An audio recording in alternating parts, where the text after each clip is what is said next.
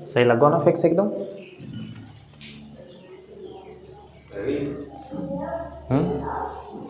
नमस्कार दोस्तों, आप सभी का अभिनंदन और बहुत बहुत स्वागत है आपके अपने YouTube चैनल देवेंद्र क्लासेस में। चर्चा करेंगे संविधान की, और संविधान में पढ़ेंगे भाग 6, और भाग 6 में बात कर रहे हैं हम विधानमंडल के विषय में। और विधानमंडल में इससे पहले का टॉपिक विधानसभा पढ़ा दिया है।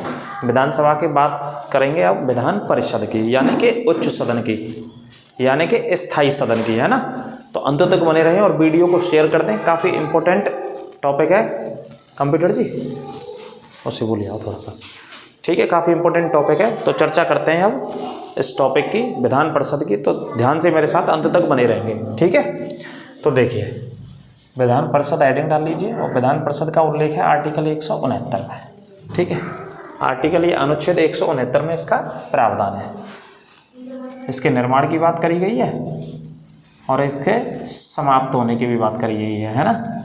इसे समाप्त भी किया जा सकता है। ये अगर प्रश्न आ जाए कि विधान परिषद को क्या समाप्त किया जा सकता है, हाँ, तो समाप्त किया जा सकता है। संसद के द्वारा विधानसभा से एक विशेष प्रस्ताव पारित करा करके इसे समाप्त किया जा सकता है, ठीक है। और निर्माण करने की भी शक्ति आर्टिकल 169 में है। और निर्माण भी कौन करती है? संसद निर्माण करती है, या संसद इसका गठन का प्रावधान रखती है।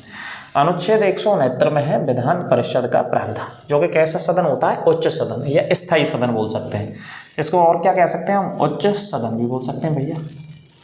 कौन सा सदन? उच्च सदन, है ना। या क्या बोल सकते हैं इसको? स्थायी सदन भी कह सकते हैं, परमानेंट सदन। जिस सभी पॉइंट नोट कर लेना। अब देखिए, जैसे यह एक स्थायी सदन होता है। कौन सा सदन होता है? स्थायी सदन होता है विधान परिषद, ठीक है। एक एक पॉइंट नोट करते जाना, इंपॉर्टेंट। कोई दिक्कत तो पूछिए। इसमें अधिकतम सदस्य संख्या कितनी होती है? अगर मान लीजिए इसका निर्माण कर दिया संसद ने, तो अधिकतम भाई कितने सदस्य बनाएंगे? प्रश्न तुझे उठता। तो अधिकतम जो सदस्य रहते हैं इसमें, वो विधानसभा के 1/3 से अधिक नहीं होंगे। जैसे जो विधानसभा होती है उसके 1/3 से ज़्यादा सदस्य नहीं होंगे। 1/3 तक सदस्य का प्रावधान है संविधान में, विधान परिषद के भीतर, ठीक है। दूसरा पॉइंट देखते हैं। अब प्रश्न आता है कि भाई कम से कम कितने सदस्य रह सकते हैं? चलो ये मान लिया 1/3 से अधिक नहीं होंगे विधानसभा के, लेकिन न्यूनतम सदस्यों की संख्या 40 होती है। कम से कम कितने सदस्य रखे गए? 40, या न्यूनतम सदस्यों की संख्या 40 होती है, ठीक है सर। एक एक पॉइंट सब विधान परिषद के। विधान परिषद राज्यसभा की तरह कैसा सदन है? स्थायी सदन है, जो कभी विघटित नहीं होता है। कैसा सदन है? राज्यसभा की तरह बिल्कुल स्थायी सदन। कैसा सदन है? स्थायी सदन, जो कभी विघटित नहीं होता है। इस बात को याद रखिएगा, है ना। विघटित का मतलब है भंग नहीं किया जा सकता। भंग नहीं किया जा सकता है किसको? विधान परिषद को। लेकिन समाप्त किया जा सकता है। फाइनली क्या कर सकते हैं? इसे समाप्त तो कर सकती है संसद, लेकिन भंग नहीं, विघटन नहीं किया जा सकता। किसका नहीं किया जा सकता? विधान परिषद का। सेम राज्यसभा की तरह काम करता है। जैसे राज्यसभा काम करती है उसी हिसाब से विधान परिषद। अब देखते हैं, 1/3 सदस्य प्रत्येक दूसरे वर्ष में 1/3 सदस्य क्या हो जाते हैं? सेवानिवृत्त हो जाते हैं, यानी कि रिटायर हो जाते हैं। कैसे हो जाते हैं? रिटायर हो जाते हैं। इस पॉइंट को नोट कर लेना, है ना। 1/3 सदस्य प्रत्येक दूसरे वर्ष में रिटायर हो जाते हैं। अगला पॉइंट है विधान परिषद के सदस्यों का कार्यकाल। विधान परिषद के सदस्यों का कार्यकाल होता है 6 साल का। इसे इंपॉर्टेंट बात है, नोट कर लेना अच्छे से। जो विधान परिषद में विधायक बनता है एक व्यक्ति, वो कितने वर्षों तक रहता है? 6 सालों तक सेवा देता है, यानी कि 6 सालों तक विधायक रहता है। क्या बोलते हैं? MLC बोलते हैं, है ना। मेंबर ऑफ लेजिस्लेटिव काउंसिल बोलते हैं, MLC बोलते हैं। शॉर्ट में क्या बोलते हैं? MLC। ये नोट कर लेना। अगले पॉइंट की बात करें, सेवानिवृत्त जो सदस्य होते हैं वो पुनः निर्वाचित भी हो सकते हैं। ये भी प्रावधान है भाई। यदि जो रिटायर्ड सदस्य हैं, जो रिटायर हो जाएं इस व्यवस्था से, यदि वो दोबारा चुनना चाहें तो दोबारा भी व्यवस्था है। पुनर्निर्वाचित विधान परिषद में हो सकते हैं, कोई दिक्कत की बात नहीं है। वैसे इससे पहले मैंने इसका चुनाव की प्रोसेस बता दी थी, फिर एक बार मैं बता रहा हूँ चुनाव की प्रोसेस, है ना। तो देखिए, 1/3 जो सदस्यों का निर्वाचन होता है इसमें, वो विधानसभा के सदस्यों के द्वारा होता है। 1/3 सदस्य जो होते हैं विधान परिषद में चुने जाते हैं, वो किन के द्वारा? विधानसभा के विधायकों के द्वारा। चूँकि चुनाव इनका अप्रत्यक्ष होता है, जनता वोट नहीं देती है, जनता के द्वारा चुने हुए लोग वोट देते हैं। और कुछ टीचर्स, जैसे मैं बताऊंगा, तो 1/3 सदस्यों का निर्वाचन विधानसभा के सदस्यों के द्वारा, और 1/3 सदस्यों का निर्वाचन नगर पालिका जिला बोर्ड के द्वारा होता है। जो शहरों में होती है ना, नगर पालिका होती है, जिला बोर्ड, उनके जो अध्यक्ष होते हैं या उनके जो चुने हुए सदस्य होते हैं वो निर्वाचित करते हैं, वो वोट देते हैं। ठीक है। इसके अलावा 1/12 सदस्यों का निर्वाचन जो होता है वो 3 वर्ष के स्नातकों के द्वारा होता है। 3 वर्ष जिन बच्चों को स्नातक किए हो गए या ग्रेजुएट हो गए वो, है ना, तो उन बच्चों को मौका मिलता है इसमें वोट डालने का, वो वोट दे सकते हैं। लेकिन कितने वर्ष हो गई हो डिग्री लिए हुए, 3 साल हो गई हो ऐसे विद्यार्थी 1/12 सदस्य। 1/12 सदस्यों का निर्वाचन माध्यमिक स्कूलों के शिक्षकों के द्वारा होता है, जो कितने वर्षों से अध्यापन काम कर रहे हों, 3 वर्षों से अध्यापन का काम कर रहे हों, तो ऐसे 1/12 सदस्यों का क्या होता है, निर्वाचन होता है। ठीक है, नोट कर लेना आराम से, एक एक तथ्य अगर दिक्कत हो तो कमेंट बॉक्स में बताइएगा कमेंट करके।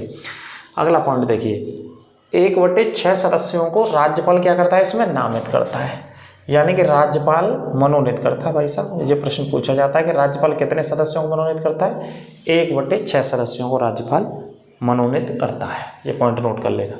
अगला पॉइंट है, सदस्यों का जो चुनाव होता है वो अप्रत्यक्ष रूप से एकल संक्रमणीय पद्धति के द्वारा होता है। कैसे होता है, अप्रत्यक्ष रूप से चुनाव एकल संक्रमणीय पद्धति के द्वारा, है ना, ये नोट कर लेना। अगला मुद्दा है इसमें, विधान परिषद का जो सदस्य चुने जाने के लिए जो व्यक्ति चुनाव लड़ता है इसका, उसकी उम्र कितनी होनी चाहिए, 30 साल, 30 वर्ष उम्र होनी चाहिए भाई साहब। ठीक है, जो विधान परिषद का चुनाव लड़ता है संविधान के तहत वो कितने वर्ष का, 30 साल का होना चाहिए। और विधानसभा का चुनाव लड़ने के लिए 25 साल का होना चाहिए। लोकसभा का चुनाव लड़ने के लिए 25 साल उम्र होनी चाहिए। राज्यसभा का चुनाव लड़ने के लिए 30 साल होनी चाहिए। और राज्यपाल बनने के लिए 35 वर्ष उम्र होनी चाहिए। ये उम्र याद रखनी है, गलती नहीं करनी है उम्रों में, है ना।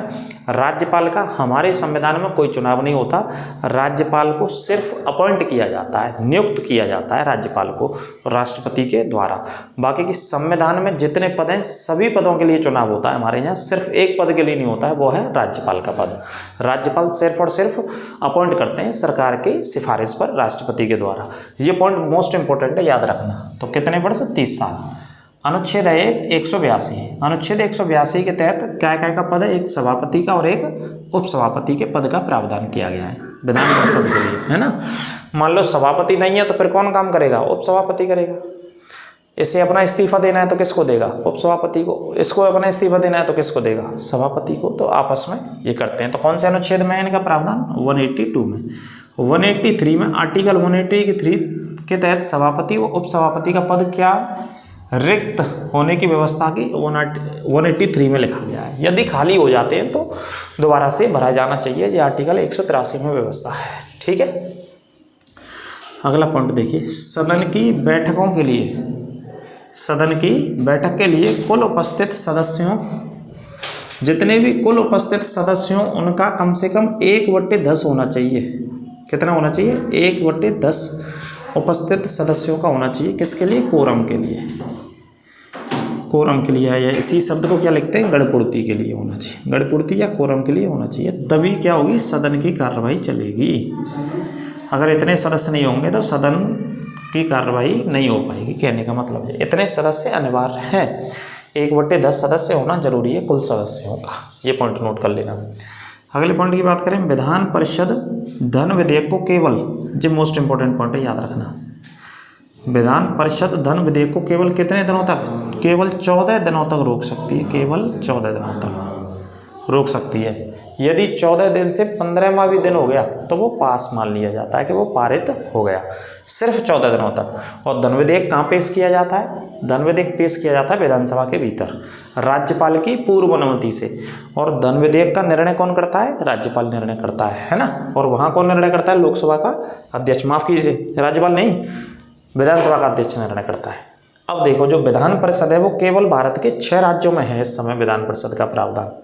जो दूसरा सदन विधान परिषद में आपको पढ़ा रहा हूँ वो सिर्फ कितने राज्यों में, 6 राज्यों में, जिसमें उत्तर प्रदेश में भी हैं दोनों सदन, बिहार है, महाराष्ट्र में भी है, कर्नाटक में, जम्मू कश्मीर और आंध्र प्रदेश।